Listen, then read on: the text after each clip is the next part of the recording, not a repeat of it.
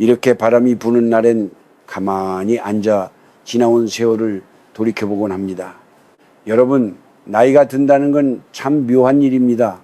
몸은 예전 같지 않은데 마음 한구석엔 여전히 누군가에게 인정받고 싶고 나 이만큼 잘 살아왔다라고 소리치고 싶은 욕심이 불쑥불쑥 고개를 들거든요. 특히 우리네 한국 사람들 평생 자식들 뒷바라지하고 허리띠 졸라매며 살아오지 않았습니까? 그 고생 끝에 통장에 몇 푼 모아두면 그걸 은근슬쩍 내비치고 싶은 마음 저도 잘 압니다. 그게 사람 마음이니까요. 하지만 말입니다.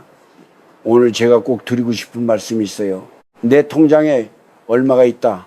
노후 준비는 이만큼 끝냈다는 그 자랑 한마디가 어쩌면 당신의 남은 인생을 송두리째 무너뜨릴 비극의 시작이 될 수 있다는 걸요. 50이 넘고 60이 지나면 입은 닫고 주머니는 조용히 채워야 합니다. 그런데 요즘 세상을 보면 참 안타까워요. 내가 왕년에 말이야 지금 내 수중에 얼마가 있어서 든든해 라며 자식에게 친구에게 심지어는 지나가는 사람에게까지 자기 패를 다 보여주는 분들이 너무 많습니다. 왜 우리는 그토록 가진 것을 말하고 싶어 할까요? 아마도 그건 노년의 불안함 때문일 겁니다. 힘이 빠지고 사회에서 물러나니 돈이라는 방패를 앞세워 나를 지키고 싶어 하는 거지요. 나 아직 죽지 않았다. 돈이 있으니 무시하지 마라 하는 일종의 방어 기제인 셈입니다. 하지만 기억하세요. 돈은 나를 지켜주는 방패도 되지만 잘못 내보였다가는 날카로운 화살이 되어 내 심장으로 돌아옵니다. 특히 우리 한국 사회처럼 정직이 깊으면서도 시기심이 무서운 곳에서는 더더욱 그렇습니다. 제가 평생 연기를 하며 수많은 인생을 간접적으로 살아보고 또 주변의 수많은 만남과 이별을 지켜보며 깨달은 진리가 하나 있습니다. 돈은 귀신도 부리지만 사람의 마음은 갈라놓는다는 겁니다. 젊을 때야 돈 자랑이 성공의 징표일지 모르겠습니다. 저 친구 참 잘 나가는구나 하고 부러움을 사기도 하겠지요. 하지만 머리가 희끗해진 노년에 하는 돈 자랑은 상대방에게 부러움이 아니라 허탈감과 계산기를 두드리게 만듭니다. 여러분 자식들에게 나 돈 많으니 걱정 말라고 하셨습니까? 그게 자식을 안심시키는 말 같지요? 아니요. 그건 자식의 자립심을 갉아먹고 나중에 찾아올 효심의 불순한 의도를 섞이게 하는 독약입니다. 친구들에게 오늘 술값은 내가 낼게. 나 이 정도는 있어. 라고 하셨나요? 그건 친구를 얻는 게 아니라 당신을 혹으로 보는 이기적인 사람들을 주변에 꼬이게 할 뿐입니다. 제가 아는 한 지인은 평생 공직에 계시다 퇴직하시고 연금도 넉넉히 받으셨어요. 처음엔 기분이 좋으시니까 동네방네 자랑도 하시고 자식들에게도 통장을 보여주셨죠. 그런데 그 뒤로 어떻게 된지 아십니까? 자식들은 사업자금이 모자라다며 매달 찾아오고 평소 연락도 없던 먼 친척이 돈 빌려달라며 문턱이 닳도록 드나들었습니다. 결국 그분은 말년에 문을 걸어 잠그고 혼자 사십니다. 돈은 지켰을지 몰라도 사람은 다 잃어버린 거죠. 이게 얼마나 슬픈 일입니까? 노년의 비극은 돈이 없어서 오기도 하지만 돈이 있다는 걸 너무 많이 알려서 오기도 합니다. 사람들은 당신의 인격보다 당신의 통장 잔고를 먼저 보게 될 것이고 당신이 아플 때 진심 어린 걱정보다는 그 돈은 이제 어떻게 되나를 먼저 계산하게 될 겁니다. 끔찍한 소리 같지만 이게 바로 우리가 마주해야 할 서글픈 현실입니다.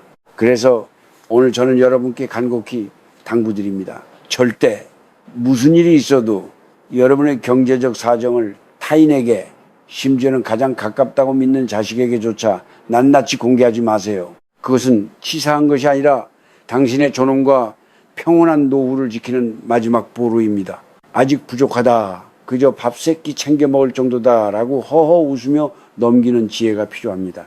지금부터 제가 말씀드리는 세 가지 이유를 가슴 깊이 새겨보십시오. 왜 노년의 자랑이 비극의 씨앗이 되는지, 그리고 어떻게 해야 우리가 이 험난한 세상에서 끝까지 품격을 잃지 않고 살아갈 수 있을지 제 진심이 여러분의 마음속에 작은 울림이 되기를 바랍니다. 자, 차 한 잔 더 드시면서 천천히 들어보시죠. 자, 이제 본격적으로 첫 번째 이야기를 해보겠습니다.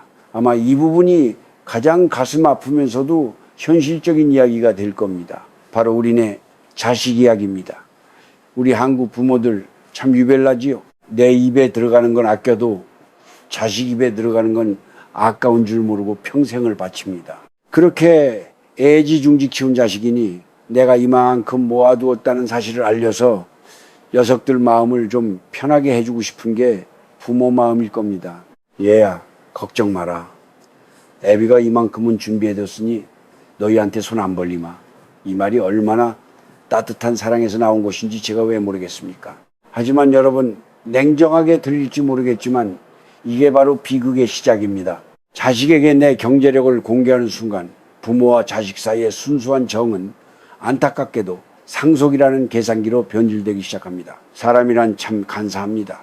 아무리 효심이 깊은 자식이라도 부모님의 통장에 수억 원이 있다는 걸 아는 순간 마음 한구석에 묘한 안도감이 생깁니다. 그리고 그 안도감은 곧 의존심으로 바뀝니다. 내가 힘들 때 우리 아버지가 도와주겠지. 어차피 나중에 나한테 올 돈인데 조금 미리 당겼으면 어때 하는 마음이 독버섯처럼 자라나는 겁니다. 생각해 보세요. 자식이 사업을 하다가 조금만 어려워지거나 손주 녀석 학원비가 부족해지면 그들은 누구를 먼저 떠올리겠습니까? 당연히 통장이 넉넉한 당신입니다. 만약 당신이 돈이 없다고 믿는다면 자식들은 어떻게든 스스로 길을 찾으려 애를 쓸 겁니다. 하지만 당신의 재력을 아는 순간 그들의 자립심은 멈춰버립니다. 결국 당신이 평생 땀 흘려 모은 노후 자금은 자식들의 급한 불을 끄는 택감으로 하나둘 사라지게 될 것입니다. 더 무서운 것은 효도의 변질입니다. 부모님 통장에 잔고가 많다는 걸 알면은 자식들의 발걸음이 잦아질 수는 있습니다. 하지만 그 발걸음이 진심으로 당신의 안부를 묻기 위함인지 아니면은 그 통장의 숫자를 확인하고 잘 보이기 위함인지 당신은 끊임없이 의심하게 될 겁니다. 저 녀석이 오늘따라 왜 이렇게 살갑게구나, 또 돈이 필요한가, 이런 의심을 품고 자식을 바라봐야 하는 부모의 마음이 얼마나 지옥 같겠습니까? 돈을 보여주는 순간 당신은 사랑받는 부모가 아니라 관리해야 할 자산이 되어버리는 겁니다. 한국 사회에서 자식 이기는 부모 없다는 말이 있죠. 자식이 눈물을 흘리며 사정하는데 그 돈을 끝까지 안 내놓을 부모가 몇이나 되겠습니까? 결국 자식의 뒷바라지를 하다가 내 노후는 깡통이 되고 돈이 다 떨어진 뒤에는 자식 눈치를 보며 얹혀 살아야 하는 신세가 됩니다. 그때 가서 자식을 원망해봐야 소용없습니다. 그 의존의 씨앗을 뿌린 것은 바로 나 돈 있다고 자랑했던 당신의 가벼운 입이었으니까요. 예전에 제가 본 한 노신사분이 생각납니다. 그분은 평생 모은 돈으로 자식들 집 해주고 사업자금 대주느라 정작 본인은 월세방을 전전하게 됐습니다. 그런데 자식들은 고마워하기는커녕 아버지가 그때 더 일찍 도와줬으면 내 사업이 안 망했을 거 아니냐며 오히려 화를 내더군요. 돈이 오가는 순간 감사는 사라지고 권리만 남습니다.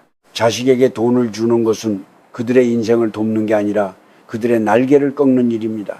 정말 자식을 사랑하신다면 그들이 당신의 노후 자금을 탐내지 않게 하세요. 당신이 가진 것은 그저 죽을 때까지 남에게 폐 안 끼치고 조용히 갈 정도라고만 하세요. 자식이 당신을 걱정하게 만드는 것이 오히려 그들을 효자로 만드는 길입니다. 부모님이 고생하실까봐 반찬 하나라도 더 챙겨오고 용돈 몇만 원이라도 쥐어드리려 애쓰는 과정에서 진짜 효심이 우러나오는 법입니다. 여러분 기억하십시오. 자식에게 줄 최고의 유산은 현금이든 통장이 아니라 부모를 걱정하고 공경할 수 있는 마음의 기회를 주는 것입니다. 그 기회를 돈 자랑으로 망치지 마세요. 당신의 통장 잔고는 당신이 마지막 숨을 거두는 그날까지 비밀로 간직해야 할 성벽과도 같습니다. 그 성벽이 무너지는 순간 당신의 평온한 노후와 자식의 인격도 함께 무너진다는 사실을 절대로 잊지 마십시오. 자, 이제 두 번째 이야기를 해보죠. 첫 번째가 피를 나눈 가족 사이의 비극이었다면 이번에는 우리가 평생을 맺어온 인간관계에 대한 이야기입니다. 여러분, 친구나 이웃들과 모여 앉아 두런두런 이야기 나누는 게 노년의 가장 큰 즐거움 아닙니까?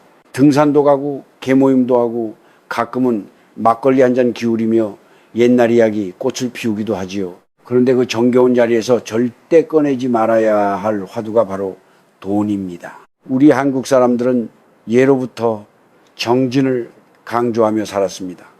내일은 내일이고 내일은 내일이다라며 서로 돕고 살았지요. 하지만 그 정 밑바닥에는 아주 무서운 괴물이 하나 살고 있습니다.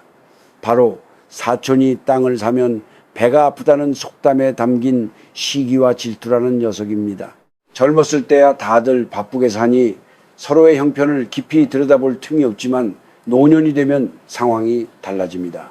시간은 많고 할 일은 줄어드니 자꾸 주변 사람들과 나를 비교하게 되거든요. 당신이 친구들 앞에서 이번에 주식이 잘 돼서 얼마를 벌었네, 통장에 노후 자금으로 몇 억은 넣어뒀네 라고 말하는 순간 그 자리에 흐르던 훈훈한 기운은 순식간에 차갑게 식어버립니다. 겉으로는 허허 축하하네, 자네 성공했구먼 하고 박수를 칠지 모르지만 돌아서는 그들의 마음속엔 칼날 같은 비교가 시작됩니다. 누구는 저렇게 떵떵거리는데 나는 평생 뭘 했나, 저 친구는 부모를 잘 만났나, 아니면 운이 좋았나 하는 자괴감이 들기 마련이죠. 이게 왜 위험하냐고요? 인간관계에서 균형이 깨지기 때문입니다. 친구라는 건 서로 비슷한 처지에서 마음을 나눌 때 가장 편안한 법입니다. 그런데 한쪽이 재력을 과시하기 시작하면 그 관계는 수평에서 수직으로 바뀝니다. 돈을 가진 당신은 은근히 대접받기를 원하게 되고, 없는 친구들은 자격지심에 당신을 멀리하거나 반대로 당신의 지갑을 이용하려고만 들 것입니다. 진심 어린 대화는 사라지고 밥값은 누가 내나 눈치 보는 삭막한 관계만 남게 되는 겁니다. 특히 조심해야 할 것은 빌려달라는 부탁입니다. 당신이 돈이 많다는 걸 아는 지인이 찾아와 눈물을 흘리며 사정한다고 생각해 보세요. 자네 통장에 그만큼 있다며 나 좀 살려주게, 곧 갚겠네, 이 말을 거절하기가 얼마나 어려운지 아십니까?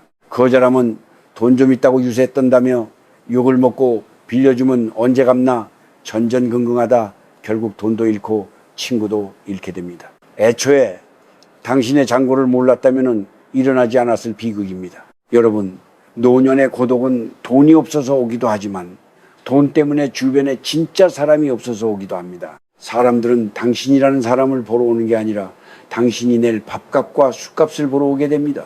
그 친구 돈 많으니까 부르자는 소리를 듣고 나가는 모임이 과연 즐겁겠습니까? 그건 존중받는 게 아니라 소외당하는 것입니다.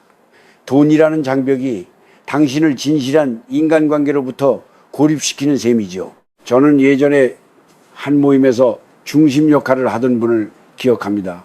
아주 인품이 좋고 베풀기를 좋아하셨죠. 그런데 어느 날 본인이 가진 재산을 조금 구체적으로 말씀하신 뒤로 모임 분위기가 묘하게 변했습니다. 그분을 대하는 사람들의 눈빛에 존경 대신 계산이 서리기 시작했거든요. 작은 선물 하나를 줘도 저분은 돈이 많으니 당연히 이 정도는 해야지 라고 생각하고 고마워하지도 않게 됐습니다. 결국 그분은 큰 상처를 입고 수십 년간 이어온 모임을 떠나셨습니다. 노년의 지혜는 나를 낮추는 것에서 나옵니다. 내가 가진 것이 100이라면 30 정도만 있는 척하며 사세요. 그저 굶지 않을 정도만 있네, 나도 요즘 빠듯해서 걱정이야 라고 허허실실 웃는 게 속 편한 길입니다. 친구가 슬픈 일이 있을 때 함께 울어주고 기쁜 일이 있을 때 진심으로 축하해 줄 수 있는 비결은 당신과 그들 사이에 돈이라는 벽이 없을 때 비로소 가능합니다. 남들에게 인정받고 싶은 그 짧은 찰나의 허영심을 누르십시오. 나 돈 많다는 말은 내 주변의 사람들을 시기심이라는 독에 중독시키는 행위입니다. 당신의 품격은 통장 숫자가 아니라 그 숫자를 끝까지 숨길 수 있는 겸손함에서 빛나는 법입니다. 남의 시선에 기대어 나를 증명하려 하지 마세요. 그것만큼 허무하고 위험한 노후는 없습니다. 자, 이제 세 번째 이유를 말씀드릴 차례군요. 어쩌면 이 이야기는 조금 무겁게 들릴지도 모르겠습니다. 바로 안전과 삶의 기운에 관한 이야기입니다. 우리 조상님들은 예로부터 재물은 감추고 인격은 드러내라고 가르치셨습니다. 왜 그러셨을까요? 단순히 겸손하라는 뜻만은 아닙니다. 그 안에는 나 자신을 보호하려는 생존의 지혜가 담겨 있기 때문입니다. 첫 번째로 물리적인 안전을 생각해 보십시오. 요즘 세상이 참 무섭지 않습니까? 예전처럼 이웃 사촌이 서로를 지켜주던 시대가 아닙니다. 누가 돈이 많다더라 하는 소문은 발이 없어도 천리를 갑니다. 당신이 무심코 내뱉은 통장에 몇 억이 있네 하는 자랑이 동네 사람의 귀를 거쳐 이름 모를 누군가의 귀에 들어가는 건 한순간입니다. 노년은 신체적으로 약해지는 시기입니다. 그런 상황에서 내가 가진 재력을 만천하에 알리는 것은 스스로의 등에 범죄의 표적이라는 관역을 그려넣는 것과 다를 바 없습니다. 보이스피싱부터 시작해서 온갖 감언이설로 당신의 노후 자금을 노리는 자들이 독수리처럼 주위를 맴돌게 됩니다. 하지만 제가 정말 강조하고 싶은 것은 두 번째, 바로 기치와 업기의 흐름입니다. 우리 동양 철학에서 재물은 물수와 같습니다. 물은 고요히 고여 있을 때 생명을 살리지만 요란하게 출렁거리면 주변을 핥히고 지나갑니다. 내가 가진 것을 자랑하는 행위는 내 안에 고여 있어야 할 복후의 기운을 밖으로 흩뿌리는 것과 같습니다. 사람의 말에는 힘이 있어서 내 입으로 내 복을 자꾸 털어버리면 그 기운이 얇아지기 마련입니다. 노년에 가장 필요한 것은 평온함입니다. 그런데 돈을 자랑하면 그 순간부터 내 주변의 공기가 달라집니다. 주변 사람들의 시기하는 마음과 탐내는 생각들이 보이지 않는 화살이 되어 당신을 향해 날아옵니다. 불교에서는 이를 시기심의 독이라고도 하지요. 수많은 사람이 당신을 보며 좋겠네, 부럽네라고 말하지만 그 마음속 깊은 곳에 깔린 부정적인 에너지가 당신의 운을 갉아먹는 겁니다. 이유 없이 몸이 아프거나 집안에 우환이 생기거나 평소 잘 되던 일이 꼬이기 시작한다면 혹시 내가 너무 내 복을 자랑하고 다니지는 않았나 되돌아봐야 합니다. 여러분, 돈은 생명줄과 같습니다. 특히 노년의 돈은 더더욱 그렇습니다. 젊을 때야 돈을 잃어도 다시 일어설 힘이 있고 시간이 있지만 황혼의 나이에는 한 번 잃은 재산은 영영 돌아오지 않습니다. 그 소중한 생명줄을 남들의 입방아에 오르내리게 해서야 되겠습니까? 내 통장 잔고를 아는 사람이 많아질수록 내 삶의 안전지대는 그만큼 좁아지는 겁니다.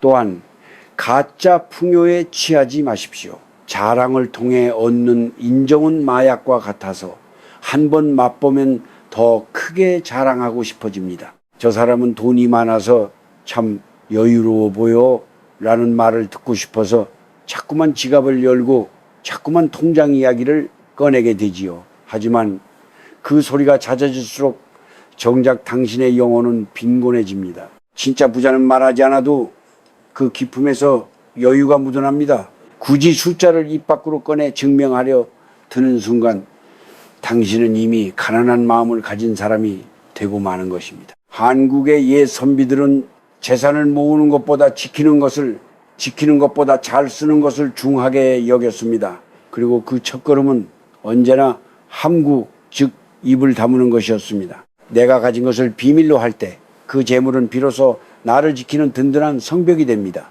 하지만 그 비밀을 발설하는 순간 성문은 열리고 적들이 들이닥칩니다.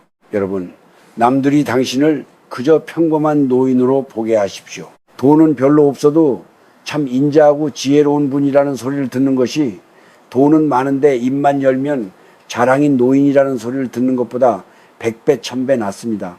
그것이 당신의 신체적인 안전을 지키고 나아가 당신의 영적 기운을 온전히 보존하는 길입니다. 기억하세요. 당신의 통장 숫자는 세상이 알아야 할 정보가 아니라 당신의 남은 인생을 지탱해 줄 마지막 비밀 병기여야 합니다. 그 병기를 너무 일찍 꺼내 보여주지 마십시오. 승부는 아직 끝나지 않았고 평화로운 은퇴 생활은 그 비밀을 끝까지 지키는 자의 몫입니다. 자, 이제 기나긴 이야기를 마무리할 시간이 되었군요. 우리는 오늘 자식과의 관계, 친구 사이의 우정, 그리고 나 자신의 안전과 기운을 지키기 위해 왜 그토록 통장 잔고를 숨겨야 하는지에 대해 나누었습니다. 어떠셨습니까? 마음 한구석이 조금은 뜨끔하기도 하고 또 한편으로는 고개를 끄덕이게 되셨는지요? 여러분, 노년의 삶이란 무엇일까요? 저는 정리하는 시간이자 간소해지는 시간이라고 생각합니다. 젊은 시절에는 채우기 위해 살았습니다. 더 높은 자리에 오르고 더 큰 집을 사고 더 많은 숫자를 통장에 찍기 위해 앞만 보고 달렸지요. 하지만 저문은 해를 바라보는 이 시기에는 무엇을 더 가졌느냐보다 무엇을 어떻게 지키고 내려놓느냐가 훨씬 중요합니다. 제가 강조한 비밀 지키기는 단순히 돈을 아끼라는 인색함의 권유가 아닙니다. 그것은 내 삶의 주도권을 타인에게 넘겨주지 말라는 엄중한 충고입니다. 내가 얼마를 가졌는지 남이 아는 순간 그들은 나를 판단하고 기대하고 때로는 실망합니다. 내 삶의 가치가 타인의 시선과 계산기에 의해 결정되도록 내버려 두지 마십시오. 당신의 가치는 통장의 숫자가 아니라 당신이 살아온 세월의 깊이와 타인을 대하는 따뜻한 눈빛에 있습니다. 그렇다면 이제 어떻게 살아야 할까요? 저는 여러분께 허허시시, 쉬쉬시시의 지혜를 권하고 싶습니다. 누가 경제 형편을 물어오면은 그저 허허 웃으십시오. 그저 자식들 짐 안 되고 죽을 때 남에게 손 안 벌릴 정도는 되네 라고만 하세요. 그게 정답입니다. 돈이 많아도 그렇게 말하고 적어도 그렇게 말하는 겁니다. 그것이 당신을 교만으로부터 지켜주고 동시에 비굴함으로부터도 구원해 줄 것입니다. 돈을 쓰는 법도 달라져야 합니다. 자랑하기 위해 쓰는 돈은 독이 되지만 소리 없이 베푸는 돈은 약이 됩니다. 친구들과의 모임에서 나 돈 많으니 내가 낸다고 생색내지 마세요. 그저 오늘은 내가 기분이 좋아서 대접하고 싶네 라며 조용히 계산대를 지나치십시오. 내가 돈이 많아서가 아니라 당신이라는 친구가 소중해서 사는 밥 한 끼, 그것이 진짜 품격입니다. 사람들은 당신의 재산이 아니라 당신의 그 넉넉한 마음씨를 기억하게 될 것입니다. 또한 자식들에게는 돈 대신 지혜를 유산으로 남기십시오. 돈은 있다가도 없는 것이지만은 부모가 보여준 성실함과 입을 무겁게 하는 신중함은 자식의 인생을 평생 지켜줄 등불이 됩니다. 아버지는 항상 검소하셨지만 마음만은 부자셨어 라는 말을 듣는 것이 아버지가 남긴 돈 때문에 형제들끼리 싸웠어 라는 비극보다 얼마나 아름답습니까? 여러분, 이제 입은 좀 더 닫고 귀는 더 여십시오. 내 자랑을 멈추면 비로소 남의 이야기가 들리기 시작합니다. 내 주머니를 숨기면 비로소 진실한 인연이 보이기 시작합니다. 세상의 화려한 기준에 나를 맞추려 애쓰지 마세요. 저녁 노을이 아름다운 이유는 태양이 가장 밝게 빛나서가 아니라 자신의 자리를 비우며 세상을 온화한 빛으로 물들이기 때문입니다. 오늘 제가 드린 말씀이 여러분의 남은 여정에 작은 지팡이가 되기를 바랍니다. 통장을 닫고 마음을 여는 삶, 그것이 바로 우리 인생의 마지막 장을 가장 우아하게 장식하는 비결입니다. 욕심을 내려놓고 자랑을 멈추고 오직 내 안에 평화를 돌보십시오. 그러면은 당신의 노후는 비극이 아닌 잔잔하고 깊은 감동의 대소사시가 될 것입니다.